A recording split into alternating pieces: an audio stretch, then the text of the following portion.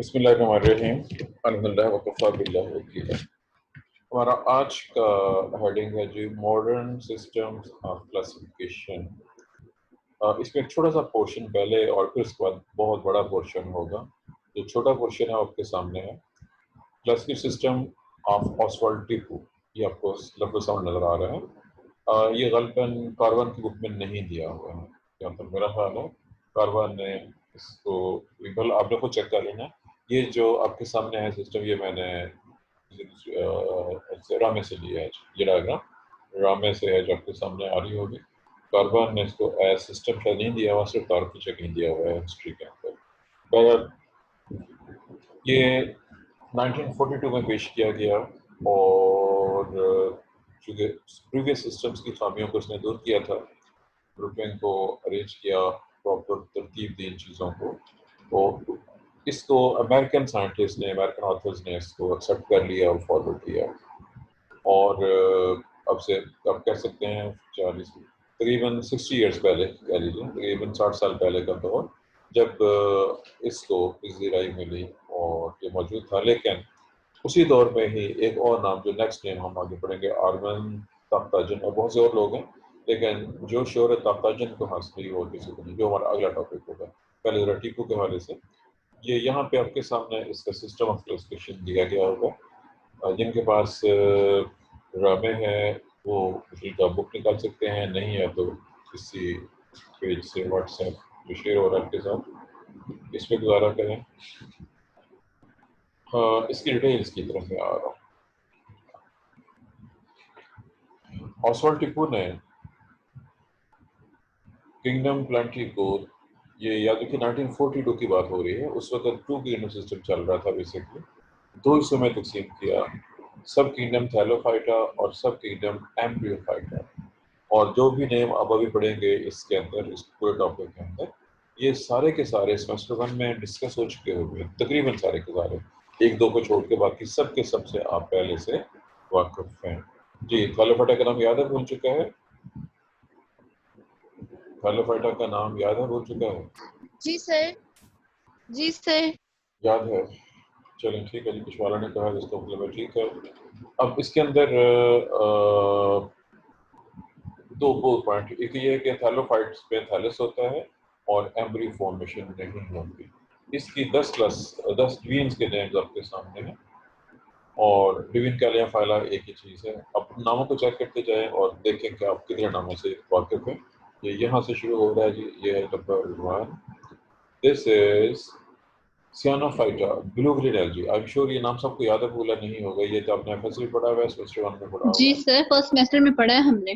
जी। जी sir. उसके बाद next पे आ हाँ जाए, जी। यूलिनोफाइटा, ये बॉटनी क्लास ऑफ ज़ूलॉजी में पढ़ा होगा।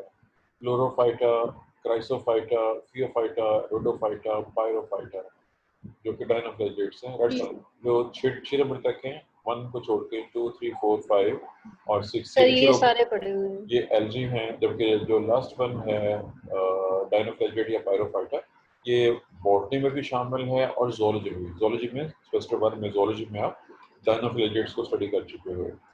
और आखिर में जो 2 ग्रुप हैं, 2-3 ग्रुप, वो हैं जी शाइज़ोमाइकोफाइटा, मिक्सोमाइकोफाइटा और यूमाइकोफाइटा। इसमें से कम मिक्सोमाइकोफाइटा और यूमाइकोफाइटा तो आपने सेमेस्टर 1 में पढ़े हुए हैं। शाइज़ोमाइकोफाइटा शायद आपने नहीं पढ़ा होगा। किसी को याद है लफ्ज़ के वाला? व्हाट इज सर, आपने कल बताया था कि ये बैक्टीरिया के रिलेटेड होता है। जी, ये ओल्ड नेम है, it is very old name. बल्कि जिस दौर में मैं स्टूडेंट था, बल्कि जिस दौर में मैं मैट्रिक का स्टूडेंट था, नोट कीजिए, जब मैं मैट्रिक का स्टूडेंट था तो उस वक्त ये सिस्टम क्लासिफिकेशन चल रहा था और हमारी जो मैट्रिक की बुक थी उसके अंदर ये सिस्टम मौजूद था, ये नाम मौजूद था। मैंने एज मैट्रिक स्टूडेंट ये लफ्ज़ पढ़ा हुआ है, शायद माइक्रोफैक्टर।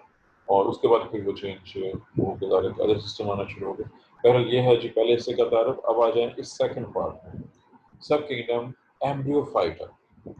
एम्ब्रियोफाइटा वो तमाम प्लांट्स, तमाम हाई प्लांट्स जिनमें एम्ब्रियो फॉर्मेशन होती है और आजकल जिनको हम ट्रू प्लांट्स कहते हैं। याद रखिएगा जो मौजूदा प्लांट की किताब है उसमें यही शामिल है, उसमें से चूँकि एलजी फंगस वगैरह सब निकाले जा चुके हैं। जो ये वाले एम्ब्रियोफाइटा हैं यही एक्चुअली प्लांट्स हैं जिनको कि अब हम स्टडी करते हैं किंगडम प्लांट जिनको, जो लेटेस्ट क्लासिफिकेशन है। लेकिन बहर उस दौर के लिहाज से बात चल रही है। अब इसमें जो पहला ग्रुप है वो है जी मशहूर मारूफ है ब्रायोफाइटा। ब्रायोफाइटा तो स्पेसिफिक वन में अपनी डेट से पढ़ लिया हुआ है, मॉसेस, लिवरवर्ट्स, हॉर्नवर्ट्स। नेक्स्ट है जी ट्रैक्योफाइटा। ट्रैक्योफाइटा वेस्टर्न प्लांट्स हैं। और ये जो दोनों फाइलम हैं, इन फाइलम के आगे जो सब फाइलम है, तो ये भी आपने काफी हद तक पढ़ लिए हुए हैं, बल्कि सारे पढ़ लिए हैं। तो सब फाइलम सीलोप्सिडा की एग्जांपल सीलोटम, प्रिमिटिव वेस्टर्न प्लांट। ये अगले पेज पे है जी, मुझे पेज चेंज करना पड़ेगा। Let me change.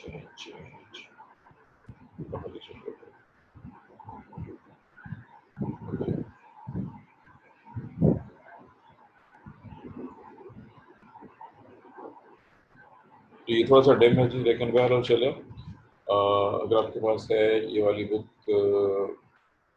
27 पेज है जी ये वाला।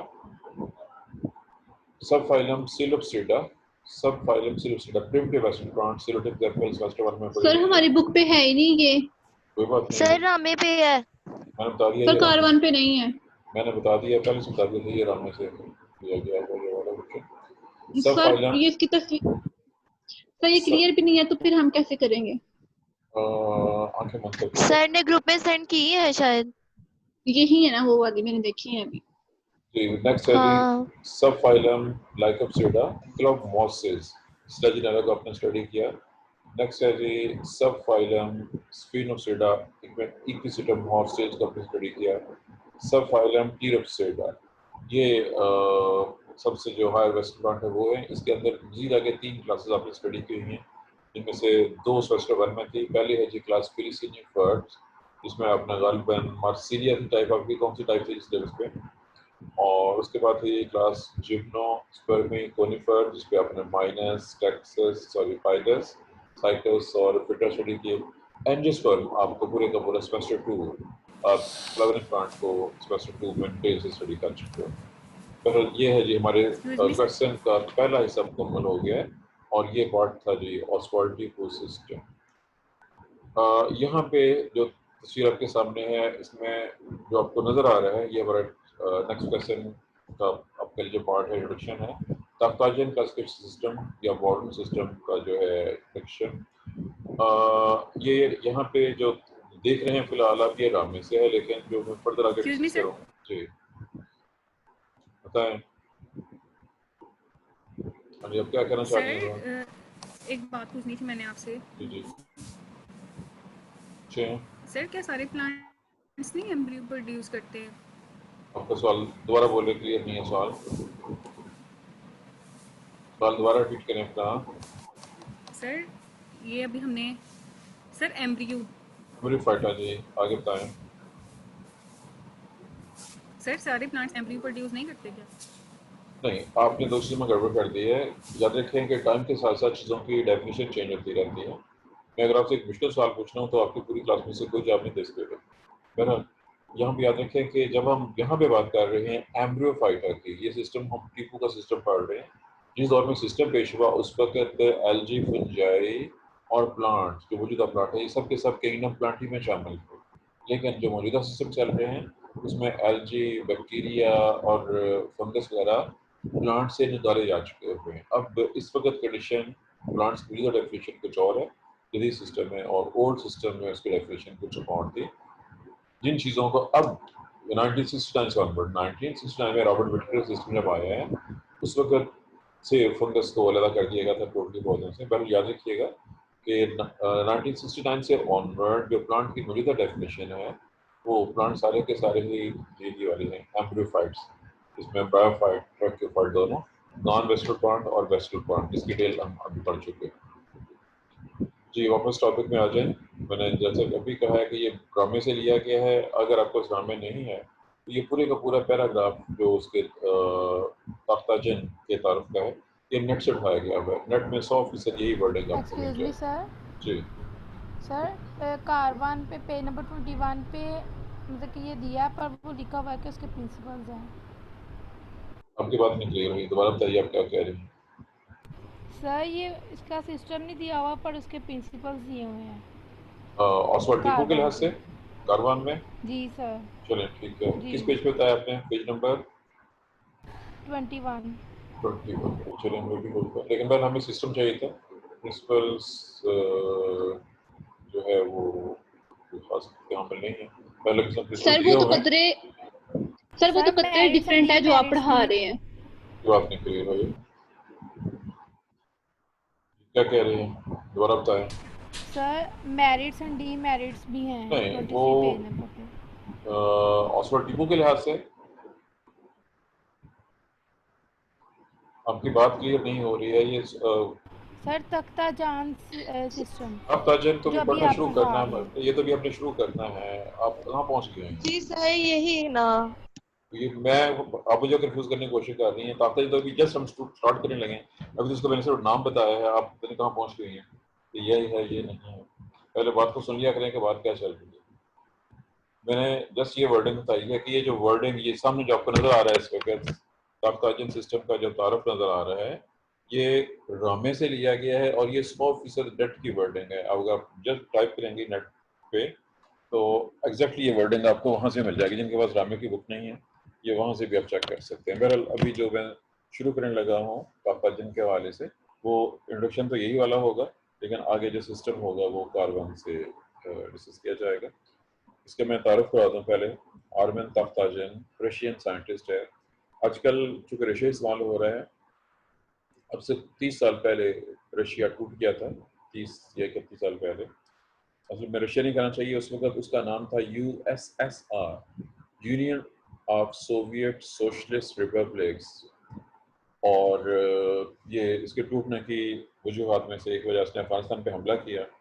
अफगानिस्तान को उस वक्त पाकिस्तान की फ़ौज, ISI, तालिबान और अमेरिका ने सपोर्ट किया और USSR को बहुत बुरे तरीके से शिकस्त दी गई।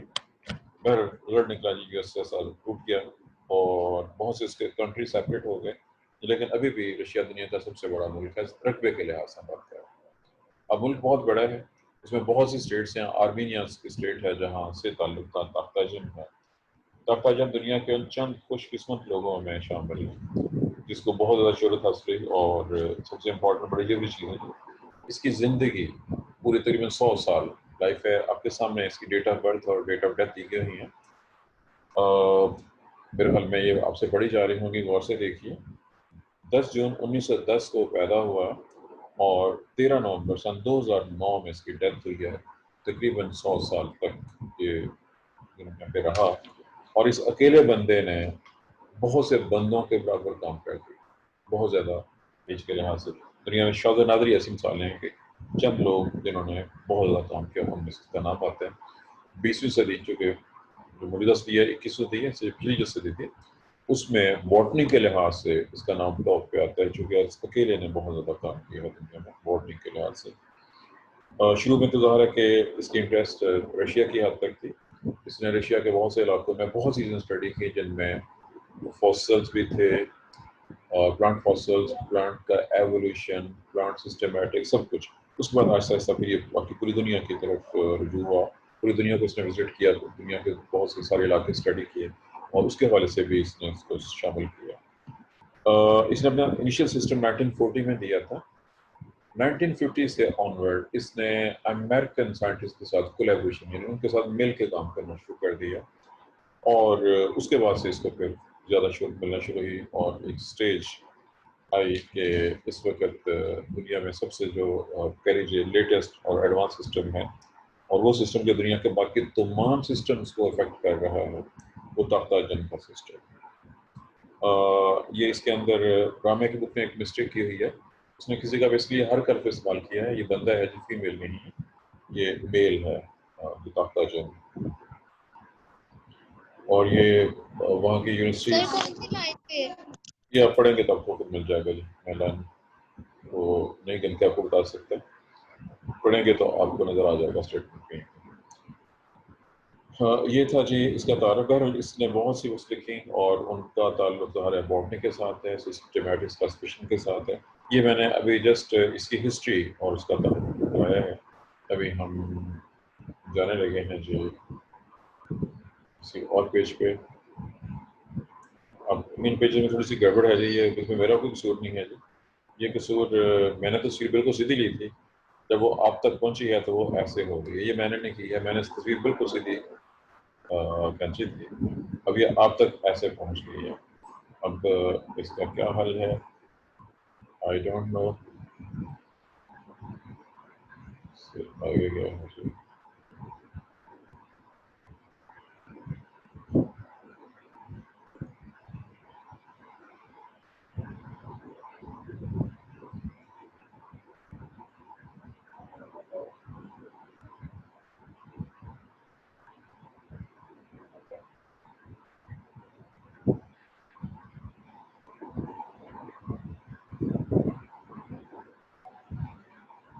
जी, ये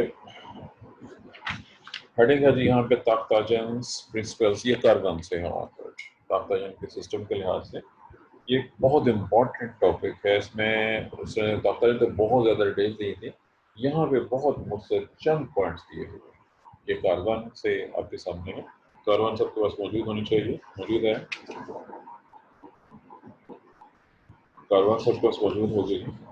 ताकताजन जी सर, प्रिंसिपल्स के नाम मोस्टली के से पास कारवानी। पेज नंबर 21 पे अब सर ये मेरे चुके, पास थोड़ा सा पुराना एडिशन है, उसमें ताकताजन नहीं है। चलिए वो इकलौता मसला है, फिर चेक करते जाए। अब यहाँ पे ये प्रिंसिपल्स जो हैं वो हेडिंग के साथ पॉइंट्स भी हैं, हेडिंग बने हुए हैं और 15 पे दिए गए हैं। ये एवोल्यूशनरी प्रिंसिपल्स कह लीजिए, यानी वो तमाम प्रिंसिपल जिसकी बेस पे ताकताजन ने अपने सिस्टम को डेवलप किया और उसने किस तरह से, ज़ाहिर है उसकी स्टडी बहुत ज़्यादा डीप डिटेल से स्टडी की है। हम एक एक करके पॉइंट्स को लेके चलेंगे और टाइम बहुत थोड़ा है हमारे पास, टाइम ये कंप्लीट नहीं हो सकेगा। पहला पॉइंट है जी ग्रोथ हैबिट। नोट कीजिए, एंजियोस्पर्म के एवोल्यूशन की बात हो रही है।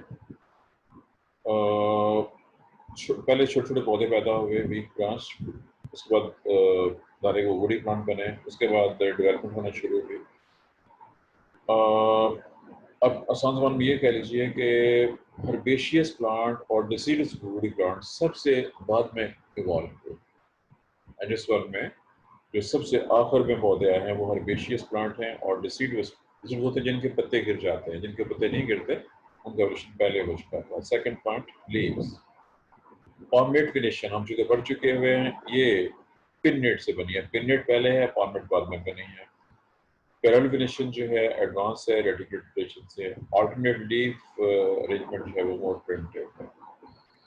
नेक्स्ट है स्टोमेटा। सब्सिडी सेल पढ़ चुके हैं, सब्सिडी सेल्स एडवांस हैं उनसे जिनमें सब्सिडी सेल नहीं होते। चौथा पॉइंट है nodal structure. This one, nodal structure, ये लफ्ज़ कुछ आपके लिए बिल्कुल नए होंगे जिनकी वजाहत आपने नहीं पढ़ी हुई है, आपको उनकी वजाहत की जरूरत नहीं है। लफ्ज़ है जी यूनी, एक को कहते हैं लेक्यूलर, जिसमें एक कैविटी है। यूनी लेक्यूलर नोडल स्ट्रक्चर डिराइव हुआ है ट्राई या पेंटा लेक्यूलर टाइप से। पांचवें हैं वुड एनाटॉमी। स्क्लेरिफॉर्म परफोरेशंस वाले जो वेसल्स हैं वो प्रिमिटिव हैं, सिंपल परफोरेशन के मुकाबले में वो एडवांस है। छठा पॉइंट है इन्फ्लोरेसेंस। साइमोस ज़्यादा प्रिमिटिव है और रेसमोस जो है वो इससे इवॉल्व हुई है, वो ज़्यादा एडवांस है। नेक्स्ट पॉइंट है जी floral structures. Point number 7, floral structures में स्पाइरल से साइक्लिक, हमने स्पाइरल अरेंजमेंट और cyclic arrangement of floral leaves जो है स्टडी की हुई है। साइक्लिक जो थी, स्पाइरल जो थी प्रिमिटिव थी और साइक्लिक जो है वो ज़्यादा एडवांस है। और बाद में फिक्सेशन, क्योंकि जहाँ पे स्पाइरल अरेंजमेंट थी वहाँ पे अक्सर पत्तियाँ ज़्यादा होती थी, लेकिन जैसे जैसे वो साइकिल की तरफ जाएंगे तो उनको फिक्स होना शुरू हो गए, तादाद फिक्स है और कम की तरफ जो है वो एवोल्यूशन का ट्रेंड है। इससे अगला पॉइंट है जी एंड्रोशियम के हवाले से। ऐसे स्टेमन्स एंजियोस्पर्म में जो कि लीफ लाइक पिननेट माइक्रोस्पोरोफिल थे, जिनके मार्जिन के ऊपर माइक्रोस्पोर थे, ये प्रिमिटिव कंडीशन थी जिससे आगे एवोल्यूशन। नेक्स्ट हेडिंग है जी पोलन ग्रेन्स। इसमें भी जो लफ्ज़ आएंगे वो आपके लिए नए हैं, चूँकि आपने पहले से नहीं पढ़े हुए, डिटेल में हम जाने की जरूरत नहीं है। यहाँ पे भी डाइकाट के ऐसे पोलन्स जो मोनोकोलोपेट हैं वहाँ से एवोल्यूशन आ गया हुआ है ट्राइकोलोपेट की तरफ और वहाँ से आगे ट्राइकोलोपेट की तरफ। ये चूँकि आपने पोलन ग्रेन्स उसकी टाइप्स नहीं पढ़ी हुई हैं, इसलिए ये टर्म्स आपके लिए सारी की सारी न्यू हैं। नेक्स्ट पेज, जी ये पेजेस कुछ मुझे नहीं समझ आती क्यों आगे पीछे हो जाते हैं, चूँकि जिस तरतीब से मैंने तस्वीरें ली थी उस तरतीब से तो ये देखें जी, ये पॉइंट नंबर 10 होना चाहिए इसको जी। गायनेशियम एपोकार्पस का डिशेस में बहुत से ओव्यूल होते हैं, प्रिमिटिव है। सिनकार्पस जो है वो एडवांस है। ओव्यूल, इसमें भी नया लफ्ज़ आपके लिए, चूँकि आपने ओव्यूल अभी स्टडी नहीं किया हुआ है, आखिरी चैप्टर है हमारा, इसमें से कुछ चीज़ें वहाँ पे आएंगे। यूनिटेगमिक, जिसमें एक इंटेगमेंट हो ओव्यूल, बाईटेगमिक से डेवलप हुआ है। पहले बाईटेगमिक हैं और बाद में यूनिटेगमिक आए हैं। इंटेगमेंट एक या दो या ज़्यादा, ये लफ्ज़ आपने अभी शायद डिस्कस नहीं किया हुआ है।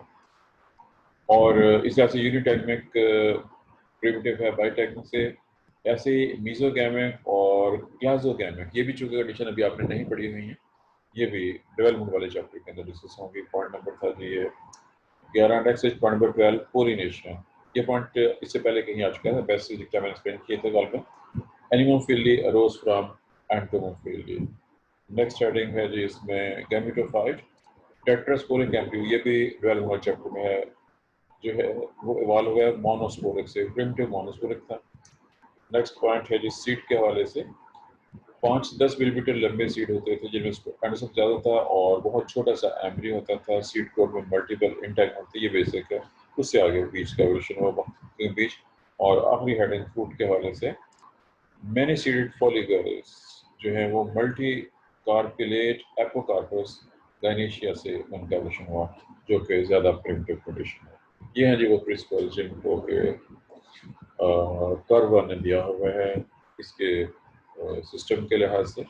कार्थाजन के सिस्टम जो है वो इन बेसिक प्रिंसिपल, ये सिर्फ थोड़े से दिए गए हैं, इसके प्रिंसिपल एक्चुअल बहुत ज़्यादा हैं, 67 के करीब, जिनसे सिर्फ जो मोस्ट इम्पॉर्टेंट थे, जो सिंपल थे आप कह लीजिए, वो यहाँ पे बयान किए गए हैं। अभी सिस्टम का डिस्क्रिप्शन, जनरलाइजेशन और इसके मेरिट डिमेरिट, ये हमारा टॉपिक रहता है। चूँकि आज फ्राइडे है जी, टाइम जस्ट खत्म होने वाला है, इसलिए इंशाल्लाह ये बाकी का नेक्स्ट टाइम डिस्कस होगा, स्टडी होगा। यहाँ तक कोई क्वेश्चन है तो आप क्वेश्चन पूछ सकते हैं।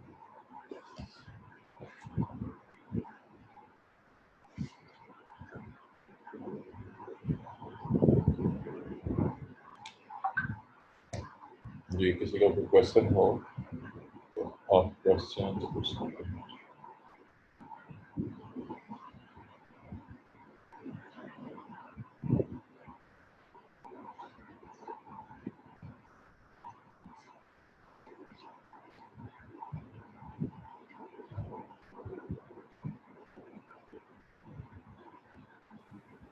सर्जन की क्लासिफिकेशन के बाद कोई नया सिस्टम नहीं आया।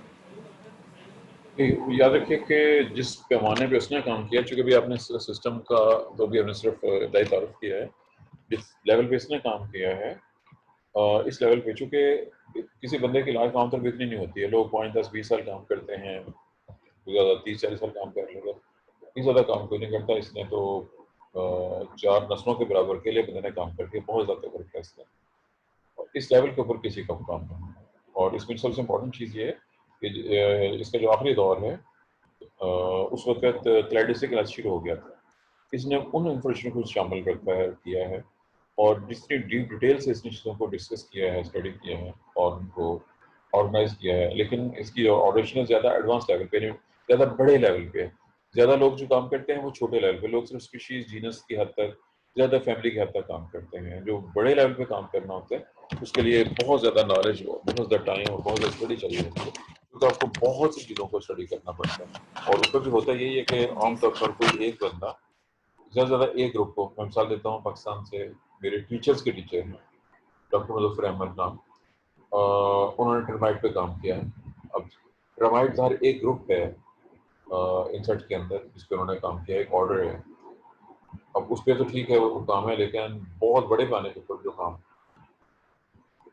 करना है वो ज़रा बहुत मुश्किल होते हैं, बहुत कम लोग। जी सर। अब आजकल दुनिया जो ट्रेंड चल रहा है कि बहुत से लोग मिल के काम करते हैं, वो ज़्यादा बेहतर होता है, मिल के काम करें। ऐसी दुनिया में बहुत सी मिसालें हैं जहाँ बहुत से लोग मिल के काम कर रहे हैं।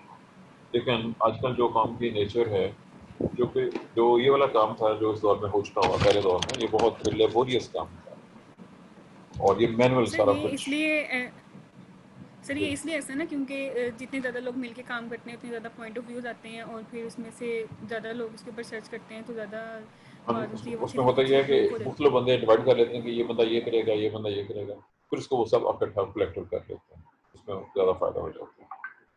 चलो जी, टाइम ओवर हो चुका है। सी यू, अल्लाह हाफिज़। ओके सर, अल्लाह हाफिज़।